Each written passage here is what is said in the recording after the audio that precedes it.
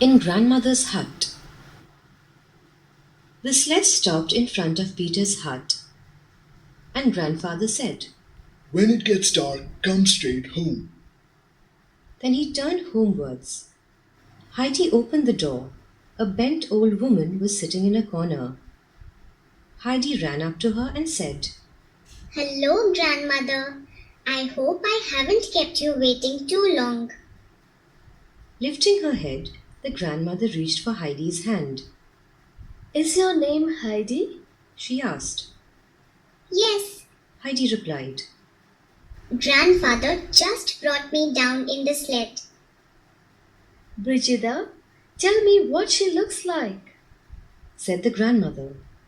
While the women were talking, Heidi looked around. Then she said, Grandmother, look at that shutter hanging loose. It'll break the window pane. I can hear it, but I cannot see it, child. said the grandmother.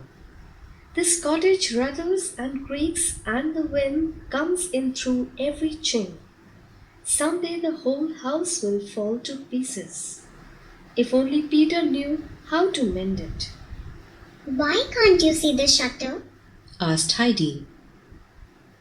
I cannot see anything, Said the old woman.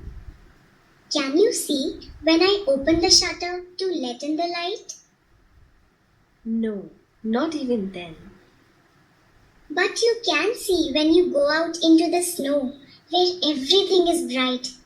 Come with me, grandmother. I'll show you. Heidi pulled the old woman by the hand. She was frightened and anxious. Just let me stay here, child. Everything is dark for me, and my poor eyes can neither see the snow nor the light. Heidi burst out crying now. Can nobody make it light for you? The grandmother said. Heidi, let me tell you something. People who cannot see love to listen to friendly words. Sit down beside me and tell me about your grandfather. I used to know him very well. Heidi suddenly wiped away her tears, for she had a cheering thought. Grandmother, I shall tell grandfather, and I'm sure he can mend your little house and stop the rattling. Suddenly the door banged and Peter walked in. Is it really time for him to come home? Exclaimed Peter's grandmother. Peter's mother Brigida got up now, saying, I must make a fire. It's getting dark. When Heidi heard those words, she said, Good night, I have to go. Grandmother called out, Wait, child. Don't go alone. Go with her, Peter. But Heidi had already escaped through the door. She ran so fast that Peter could hardly follow her. The children had gone a short distance when they saw the old man coming. I'm glad you kept your word, Heidi. Grandfather said. He wrapped her up warmly and started up the hill, carrying the child in his arms. As soon as they were inside the hut, Heidi began. Grandfather, we must take some nails and a hammer down tomorrow. Everything rattles in her house. Is that so? Who says we must? Nobody told me, but I know. Heidi replied. Everything is loose in the house, and poor grandmother is afraid that the house will fall down. Oh, please, grandfather, do something to help her. I know you can. Heidi clung to her grandfather and looked up at him with trusting eyes.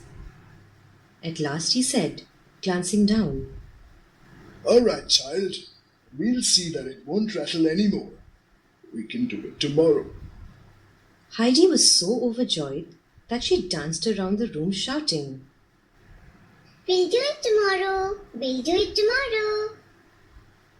The grandfather took Heidi down the following day.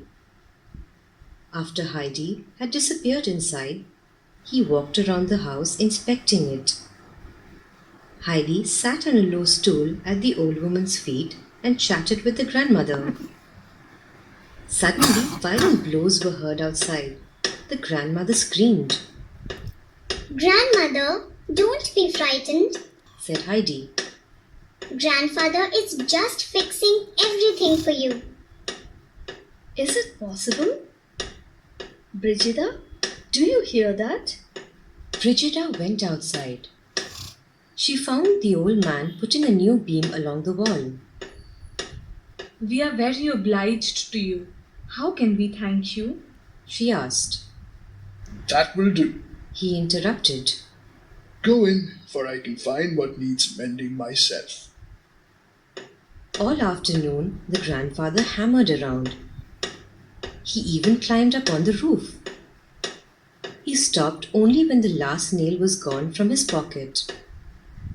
And so the winter passed. Sunshine had come again into the blind woman's life. Every morning she would wait for Heidi's footsteps. And when the child ran in, she exclaimed joyfully, Thank God, she has come again. Heidi also became very fond of her. The grandfather soon mended the cottage.